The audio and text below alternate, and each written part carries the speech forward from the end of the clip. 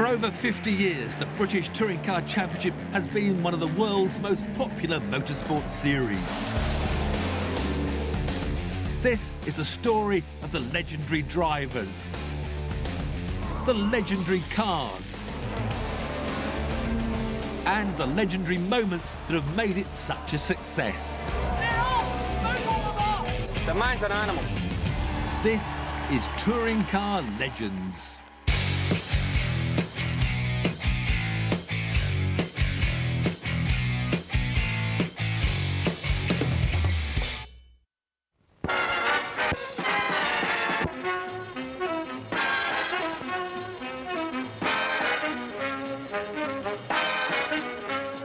Clerk of the course John Easton Gibson briefs his drivers. Men, we want no biting, butting or gouging, and we leave it to you when to brake.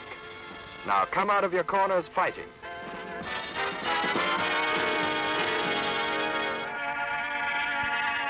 The first ever British saloon car race was held on Boxing Day 1957 and was won by Tommy Sopwith at the wheel of a Jaguar Mark I. The first race I did in that car, I was spending Christmas with my parents near Winchester, and I drove it to Brands Hatch, put the numbers on it, won the race, and drove back for dinner. And you sure as hell couldn't do that today. The inaugural 1958 championship would be fought out between Sopwith in his Jag and gentleman Jack Sears in his Austin Westminster. That car was a rally car owned by BMC, British Motor Corporation. They sold it to me. So it was my car, but they sort of looked after it. They did the engine on it, and I had plastic numbers which I put on each door, and then I had to take them off before I went home, because the rules said you must not drive home with your racing numbers on, because it would create a bad impression for other road users. And so that's how we carried on. This was production car racing in its purest form. Everyone drove to the circuit in the car they raced, and they wore their Sunday best. Everybody was a bit more formal way back in the 50s, and I was in the habit of nearly always wearing a tie. And it never occurred to me, actually, to take it off. I just used to tuck it in my shirt, and I didn't have any overalls. I had a helmet, but just got on with the job. Back then, touring car racing was split into different classes according to the type of car. Sopwith and Sears both won their class, and at the end of the season had the same number of points. The organisers wanted to declare an overall winner and suggested they flip a coin. Both of us held up our hands in horror and said, "You're not getting away with that.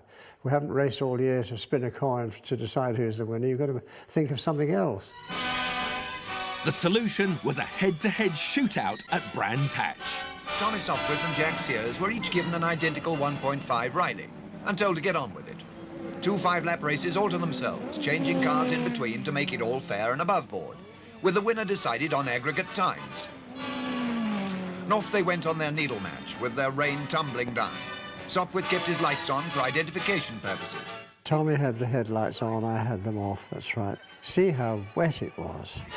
Tommy hung on to his lead and came in with 2.2 seconds to the good. Tommy, of course, won the first race, 5 laps, and we came down onto the start line, changed cars, off we go again for another 5 laps.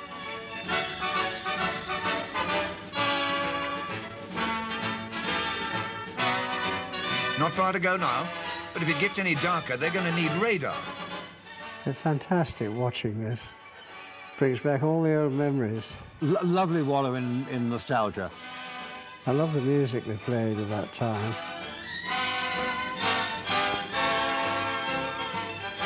And Jack Sears takes the flag and the championship. Thanks for the loan of the Rileys, Marcus, and congratulations, Jack.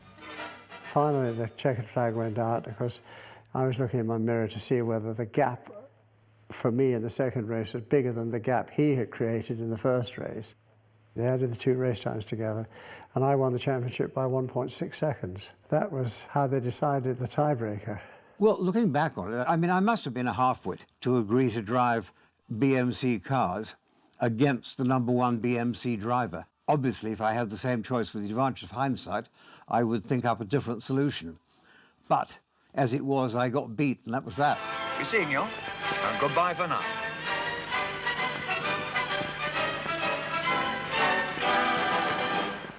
Jack Sears, Tommy Sopwith and another early protagonist, Sir John Whitmore, really were gentlemen racers. Whitmore was educated at Eton and Sandhurst, while Sopwith's father gave the world the Sopwith Camel and the Hawker Hurricane fighter planes. But even in these early days of touring cars, they competed against the very best. The Formula One stars of the day all drove saloon cars at some time or other. They were very, very versatile. You never see it today, of course. I thought it was absolutely fantastic. In 1958, Sopwith found himself going head-to-head with Mike Hawthorn, who was on his way to winning the Formula One World Championship for Ferrari. That was the Grand Prix meeting in 1958. Michael Hawthorn, who was then the #1 driver for Ferrari, and Michael was a Jaguar dealer in Farnham and was very friendly with Lofty England, who was the Jaguar team manager. And so he said no, he was going to drive another car at the meeting. And then he went on to be the first British world champion that year. That was one of the few moments when I was in front of Michael, and we finished a little further apart than that, but the other way around. But as he was the world champion that year, I do not mind being beaten by him. Hawthorn was just one of many Formula One stars to grace the touring car paddock in those early days. Graham Hill won the Formula One World Championship twice, the Indy 500 and Le Mans, but still had time to win 8 touring car races from 1961 to 63. Reigning Formula One World Champion Jim Clark even won the championship in 1964 while driving for Lotus and its founder, Colin Chapman. He was incredible. He joined Team Lotus in 1960. Colin Chapman had spotted his ability racing at Brands Hatch in one of the Boxing Day meetings, and they had a unique ability to work together so well. He won the Saloon Car Championship in 1964. Jimmy being congratulated, everybody's smiling. Big cup, big silver cup. I don't look very happy, but I must have been. There wasn't anybody like him before Jim Clark, and there hasn't been anybody like him since Jim Clark. He was so dominant in his day and had this wonderful smooth style, had this fantastic partnership with Colin Chapman, which is, I think, without doubt, the greatest engineer and driver partnership in the history of Formula One. Better even than Sebastian Vettel and Adrian Newey nowadays. He just drove instinctively, and so very, very well. Jim Clark was also a hero of 2-time British touring car champion John Cleland. He was the Scotsman that was winning everything. He was the cool guy. He won Formula One, he won Indy, he did everything. He drove saloon cars in the British Touring Car Championship at odd weekends and won the championship. For me, that was the main part about winning the championship in 1989, was to actually take home the trophy that had Jim Clark's name on it, and that was, you know, for me, just fantastic. He was serious, he wouldn't talk very much, he didn't want to talk to people, he didn't want to talk to journalists or anything. He couldn't make a decision. I mean, he used to live in my flat sometimes in London, and it was called the Scottish Embassy for that reason. But when we were there in the evening, I said, do you want to go to a movie or do you want to go to a restaurant? And he said, well, one or the other, what are you going to do? And I said, well, I need something to eat. What food do you want? You know, do you want some Chinese food, or there's this restaurant, that thing? He said, I don't know. He said, you have whatever you want. And he was extraordinary like that. He didn't make decisions, but when he got in a car, he was very, very clear what he was deciding to do with the car. But outside a car, he couldn't make a decision. I still reckon that Jimmy Clark was the most gifted driver of all time, because he would get down to a time on lap 3 or 4, and Graham was still chipping away the odd bit of a tenth at the end of the second day's practice. It was just raw talent. While Clark led the way on the track, Graham Hill dominated the post-race parties.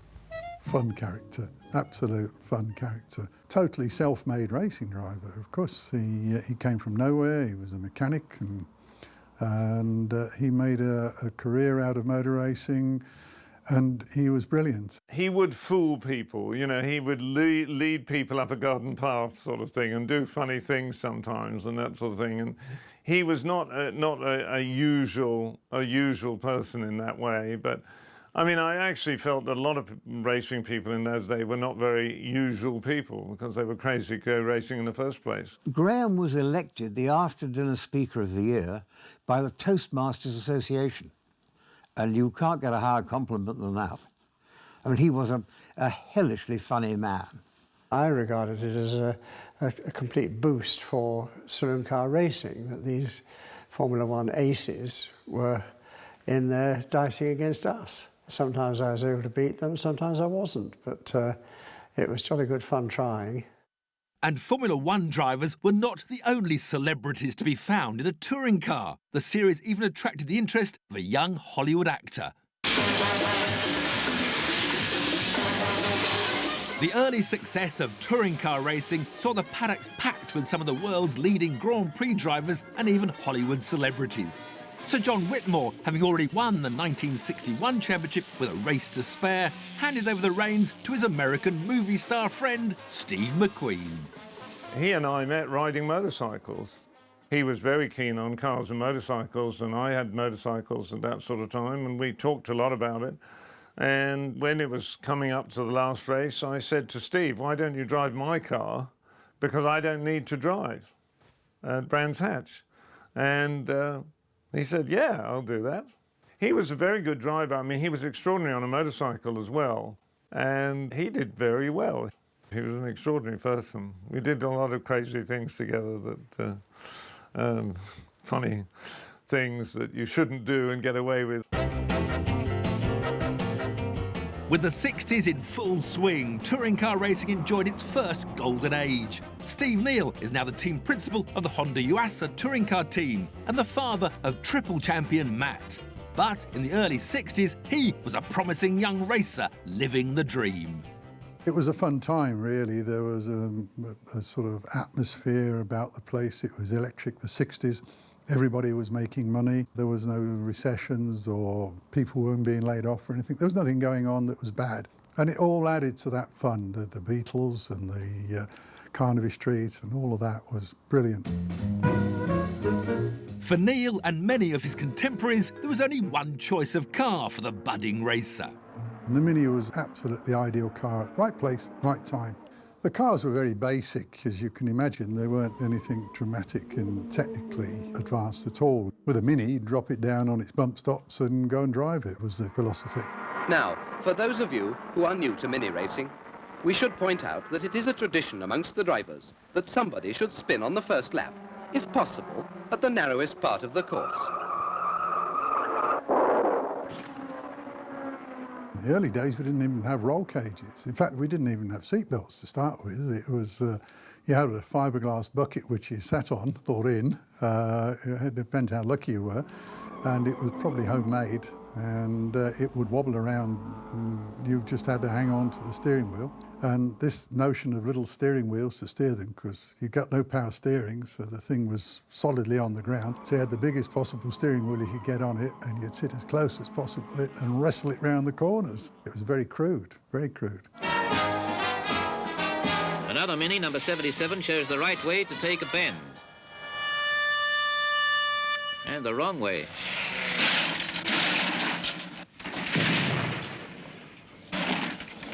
For the driver, it's not as bad as it looks. A damaged pair of glasses and a broken tooth. Various things happened when I was trying to get into racing, but I was impressed by the Mini of its speed on the corners. So I just played around with the Mini on the road. I mean, it was only an 850, so it didn't go very quick. And what I found is you'd go flat out anywhere. I mean, you just didn't have to slow down with the Mini. I mean, Brands Hatch, you know, you go flat out on every corner, even Druids Bend and everything was just nothing for a Mini. Druids Bend echoes to the patter of tiny tyres. I was accused of doing all sorts of crazy things in a Mini because I was putting them in very funny angles. That was interesting to me, and people said, why are you racing this little box, you know? And I said, well, it's fun. I really enjoyed racing it. And then if you do something and you do it like you want to, you're going to be successful anyway, and that's what I was. The Ford Cortina also began life as a humble family car, but in the hands of Lotus founder Colin Chapman, it became an iconic racer.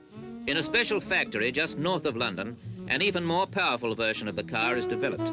The Cortina Lotus being brought to racing trim for the 1964 season. They had that distinctive colour scheme, the white bodywork with the green flash, and there's Colin Chapman talking with a couple of the lads.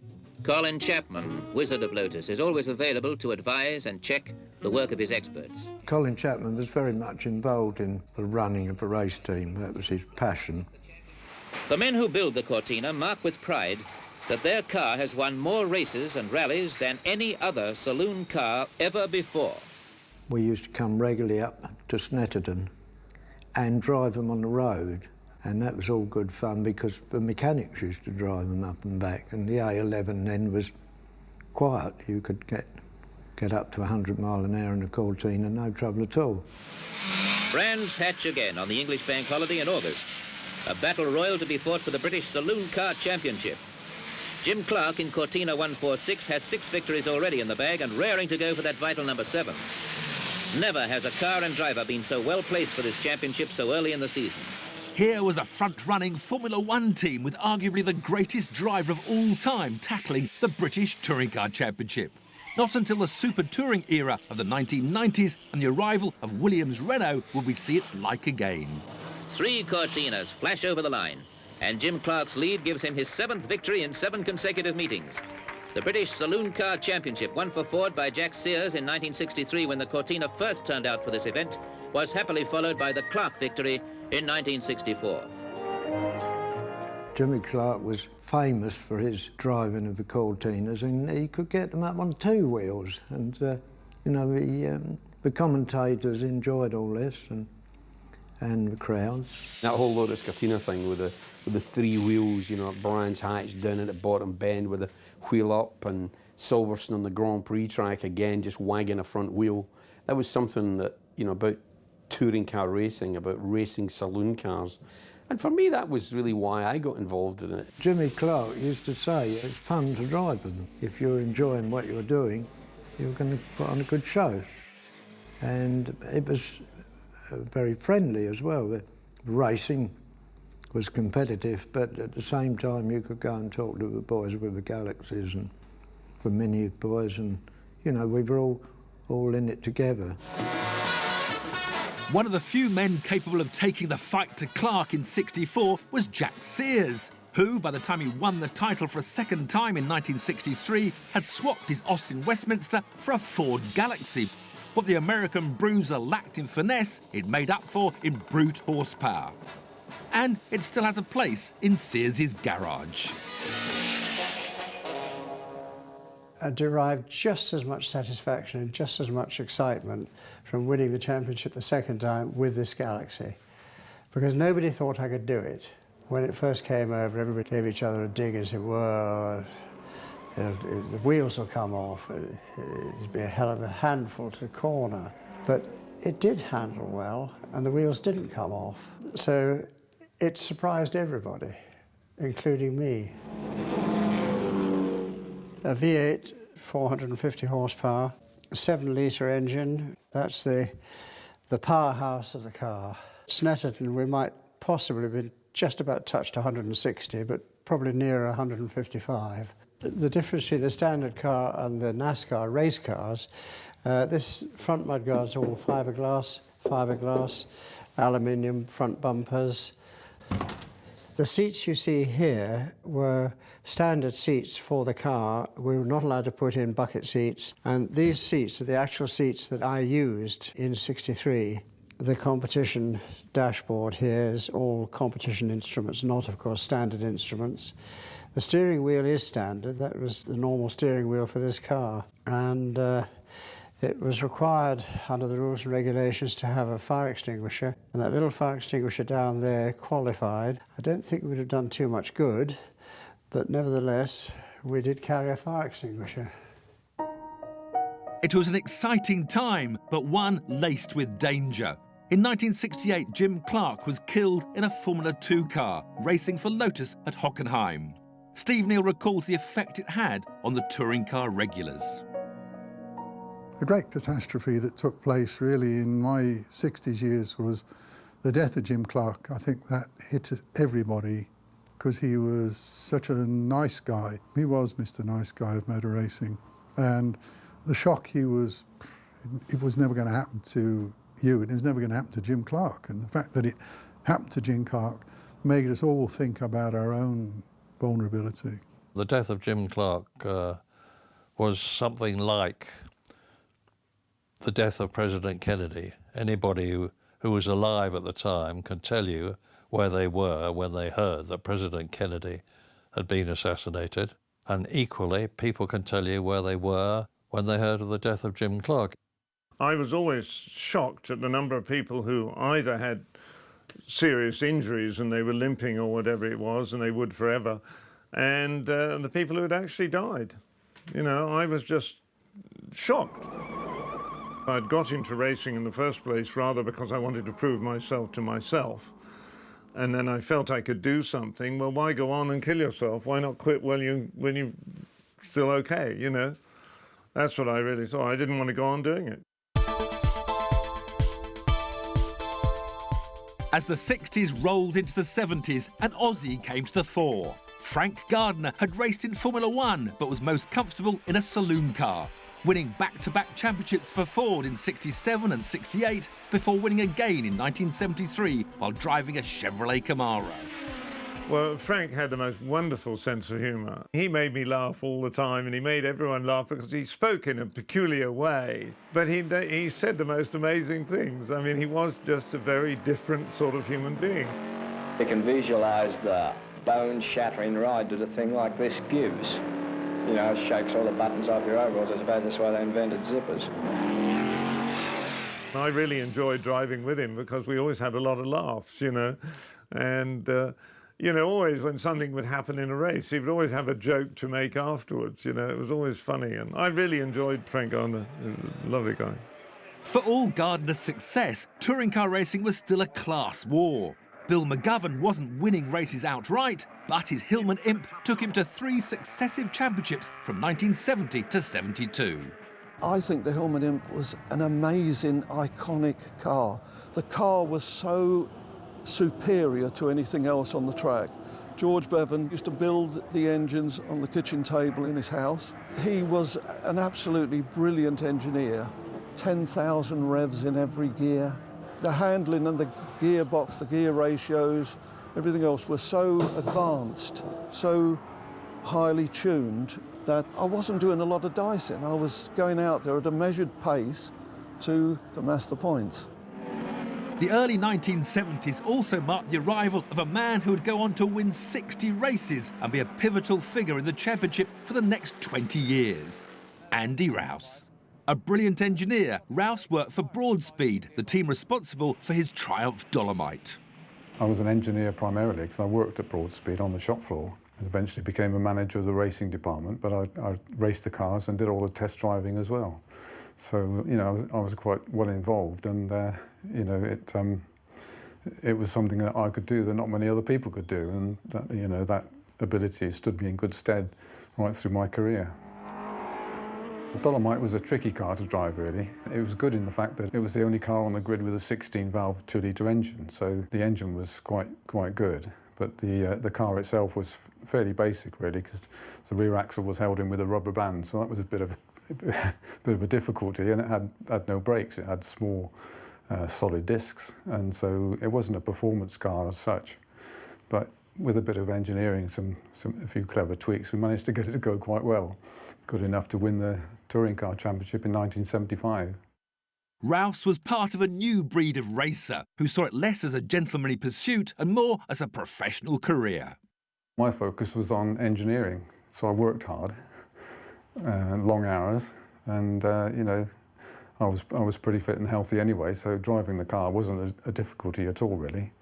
And of course, they weren't high G-force cars or anything, so you know, I was always fit enough to do the job, but you know, preparing the car, getting the best out of it was really my focus. Andy Rouse was an absolute pro. He was an engineer, with a brilliant mind, and most drivers will come in and say, well, it's got a wee bit of understeer, or it's got a little bit of oversteer through the fast one there, or this needs doing. Andy would come in and say it needs 2 clicks on the bump, 3 in a rebound, and take one of the softer spring on the back, and he would tell you exactly what the car needed. I remember Andy as a very quiet, deliberate, extremely bright chap, who's basically a superb engineer, but he also has this great talent as a driver, and it's not very often that you get people who can wear both hats, the engineering hat and the driver hat.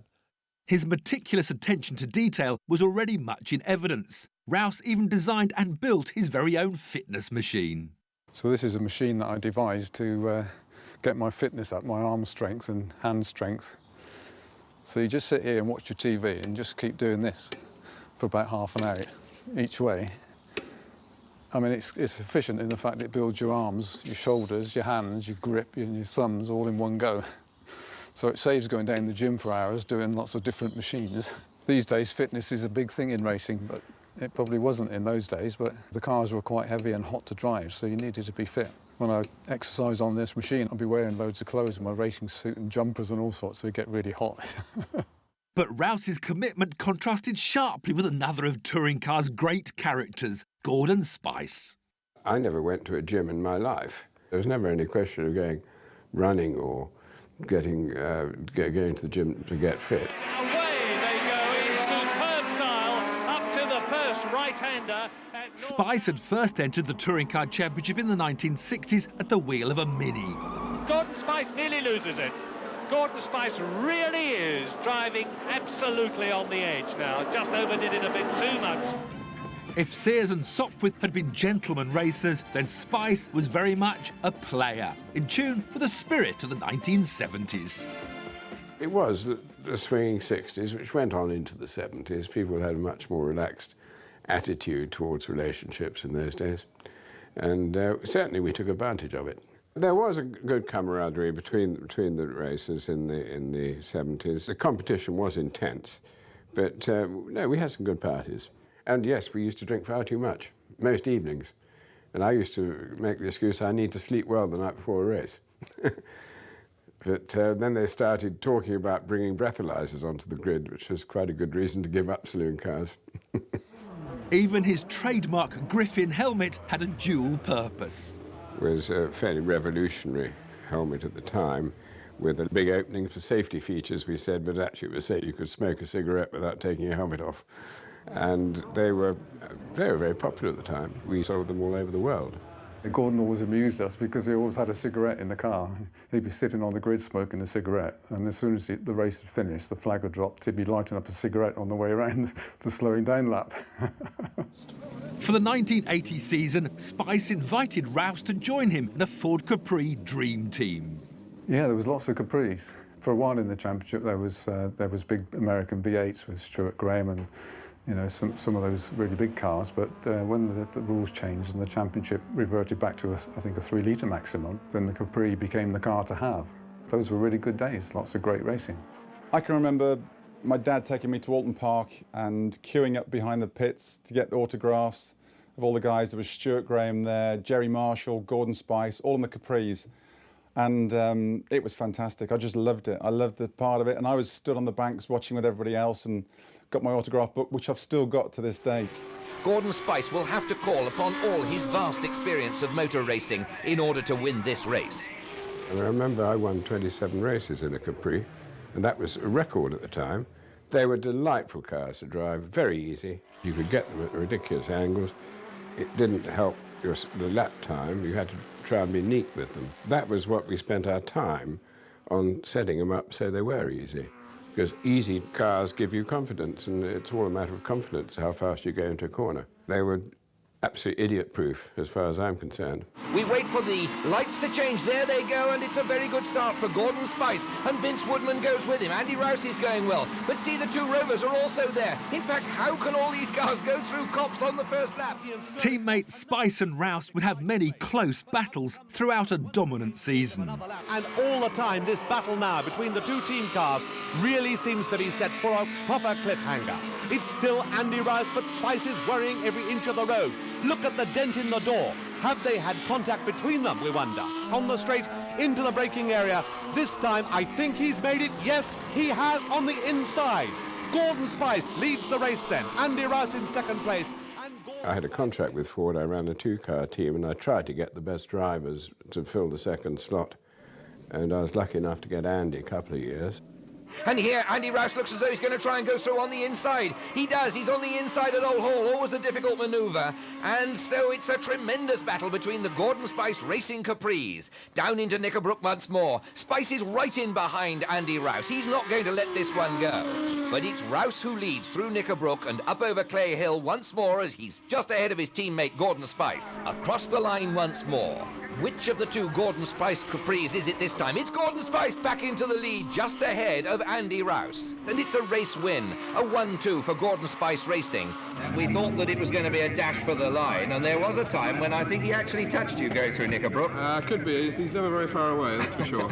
Tell me something, isn't this going to present difficulties for you at the end of the year if you two are going to be battling it out? And I must say that from a spectator's point of view, it's great, great motor racing. But might it not cause you to lose the championship with fastest lap points and things? Well, the winner of the Saloon Car Championship hasn't come from the big class for a long, long time, and I don't think, even if we were driving to orders, there's very little chance of the big class having an overall win in the championship.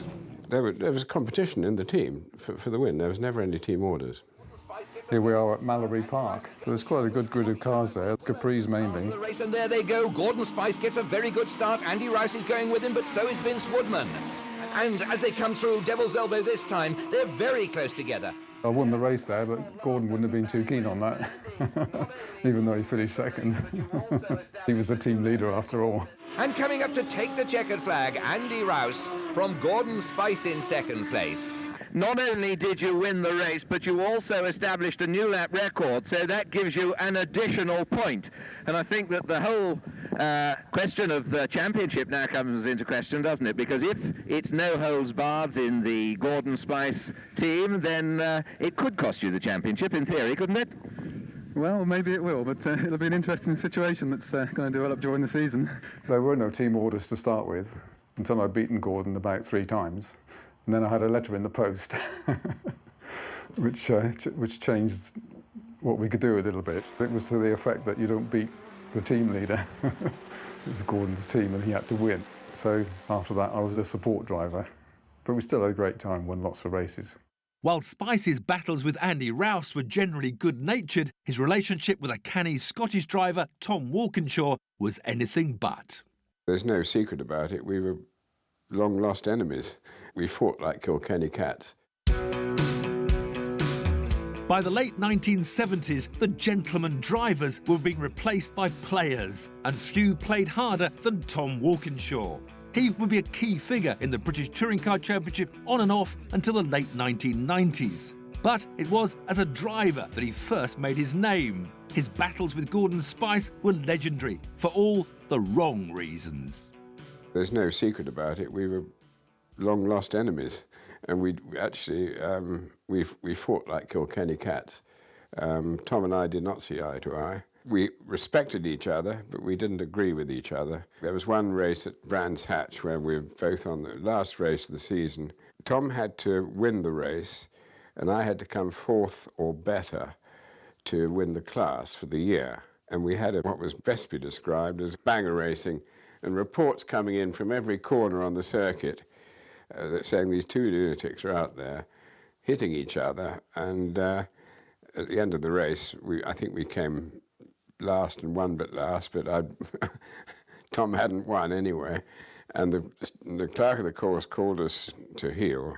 And I said to Tom, let's not moan about each other. We're going to lose our licenses on this one. And of course, we went in there, both with helmets on, because I thought Tom would take a swipe at me if I took mine off. And with our arms around each other and convincing the stewards that there was nothing unsavoury about it, and it was Tom at his best. Oh, Gordon wouldn't do that to me at all, and all that stuff. And we got left off with a warning. But that was a memorable race, 1977, I think. Tom Walkinshaw went on to become, like Andy Rouse, not only a tremendously gifted engineer, not only a tremendously gifted driver who won championships, but a tremendously gifted businessman. Walkinshaw founded Tom Walkinshaw Racing, or TWR as it was better known. And in 1980, TWR teamed up with Mazda and a driver called Wyn Percy. Percy and Walkinshaw's relationship went back to 1975 and Wyn's first touring car race, in which he won his class in a Toyota after a battle with Walkinshaw's Ford. It's the first time they'd won the class, and they gathered round in the paddock afterwards saying, well done, you know, really pleased. And this stocky guy pushed his way through the little crowd, and he said, Wyn's a funny name. I said, well, it's Winston, but they call me Wyn, you know, that's what I'm called. Hey, and this is your first touring car race? I said, yes. And he stuck his hand out, and he said, I have to say, he said, you're very good. And one day I'll have my own racing team, he said, and I'd like you to drive for me. And he shook hands and walked away. That's how we met. And we obviously became friends after that. True to his word, 5 years later, Percy would be driving for TWR in a Mazda RX-7. Well, he said, I'll pay you £6,000 to win the championship. But if you'd only win it, I'm not so sure I'll pay you. So we shook hands, and that was my deal. And a tremendous effort being made here not to creep. And a beautiful start, a lovely start there, and it's Percy straight away into the lead. Alan tries to slot in behind him. They're very, very tightly packed indeed. The RX-7 had a radical Wankel rotary engine. The amazing thing was that those days people didn't trust the rotary. It was a marketplace that Mazda wanted to get into, and racing the rotary RX-7 was a way of promoting it. It had to burn a little oil. That was what the car was designed like. And the first year, 1980, it had a megaphone exhaust on it, which absolutely blew your brains out. The noise of it was just amazing. We had to wear silencers the second year. So they had this massive silencer box on the back, across by the back bumper. But the amazing thing was it didn't lose any power. It was a very deceptive little engine, amazing little car. Percy won again in '81, but as TWR switched from Mazda to Rover, Walkinshaw told him he'd lost his drive. This was a cunning plan to reduce Percy's salary, but it backfired when Wyn was offered a Toyota drive for '82. And by winning his class in a Corolla, took a hat-trick of British titles. The funny thing was, I took the Corolla, won the championship for Toyota, and beat the Rovers, which is what he was hoping would win the championship. But during that year, and it was one Thruxton in particular, I remember, beating two of the Rovers in the 1600 Corolla over the finish line. And one of the drivers was Frank Sittner, who absolutely blew his top, poor old Frank, when he realised that this Corolla had beaten the Rover that he was driving, you know, because he felt that Tom had shortchanged him. It wasn't that, it was that the Corolla was that good. It was a crazy little car. It's fabulous. We had a number plate on the front with Wyn 1 registration. Tom protested it, said it was an aerodynamic aid. It was a bit bigger than it should have been, and it was tipped slightly. But anyway, we took it off. It was classic Walkinshaw, who pushed everything to the limit. The rules are there to be overcome if you can, and Tom overcame them brilliantly with allegedly. Bless him, he's not here anymore, but I still find myself saying allegedly. Allegedly petrol-filled roll bars and things like that, which enable the car to go quicker. And that was fair game as far as Tom was concerned. He explored grey areas to the limit, yeah. If there was a way out. I think you'll find, though, that most people did. They had their own tricks. I discovered that if ever Tom was up to what you'd call a trick or pushing a grey area to its boundary, the opposition found it difficult to do much about it because he also knew what they were doing. When you look at where Tom started, like typically trailing his car down from Scotland, to where he finished as a multi-millionaire, having had a Formula One team with Benetton and then with Arrows and then ending up in Australia, he can look back on his life with a great deal of pride and achievement. Walkinshaw's determination to play fast and loose with the rules would have a major impact on talented young Brit Steve Soper, who raced for TWR in the 80s. Soper had first entered the championship in a Metro, but would establish his reputation in a Rover V8. I'd been branded as a front-wheel drive person only, that could only drive front-wheel drive cars, so there was a lot of, I suppose, nervousness whether I could drive this Rover. And it was so easy to drive compared to a front-wheel drive car. I drove the same in a Rover as I do in a front-wheel drive car as I did later on in Btcc, you know, Super Tourings or prototypes. I never changed my driving. It was just a racing car and I drove it. So going back to, what was it, 1983 with a Rover, it was easy. I thought, goodness sake, this is so easy, compared to, you know, Metros and Fiestas and all the horrible things you had to do to those cars to make them work and be competitive. Suddenly the Rover was a breath of fresh air. Soper introduced a new level of professionalism and will be a works driver for the next 20 years. 1992 champion Tim Harvey, who also made his debut in a Rover, recalls Soper's impact. Steve was my hero because when I started in motorsport, it was with Austin Rover. Steve was a factory driver, so I got introduced to him very early. And I realised what a real professional Steve was. I always compared him to being the Ayrton Senna of touring cars. He was so committed. He knew every dyno graph for the engines, for the shock absorbers. He knew every engineer, whether it was in Germany or England. He really worked as a professional at being a racing driver 24 hours a day, and I learnt an awful lot off him. He was also a stupendous talent behind the wheel. Steve achieved international success. You know, he raced all over the world in the World Championships, drove for a lot of manufacturers, you know, and he was one of the kings of touring car racing. If we look at the two drivers that I respect probably in my era of racing more than anything, then you'd be looking at Andy Rouse. I would put that in the same vein as maybe Jenson Button. And when you get to Steve Soper, then I would see Sebastian Vettel more in the way that they are, the way they come across, and the determination of winning. Steve was a very single-minded person. Steve was there to win. But for now, Soper's success lay in the future. Despite winning the '83 championship in TWR's Rover, a protest from another driver saw his car and the team excluded from the results. Everybody knew really that Tom sailed a bit close to the wind, and Frank Sittner had a falling out with Tom at some stage and decided to get his revenge. So he protested Tom's Rovers at Donington at one of the races in, must have been '83. And the fallout from that, it wasn't resolved until '84. The argument went all the way to the High Court, but Soper would ultimately lose his championship to Andy Rouse's class-winning Alfa Romeo. I think we did win the championship for 6 months. So, you know, but unfortunately I'm not in the record books with the Rover. And it's, I mean, Tom used to upset a lot of people on his way.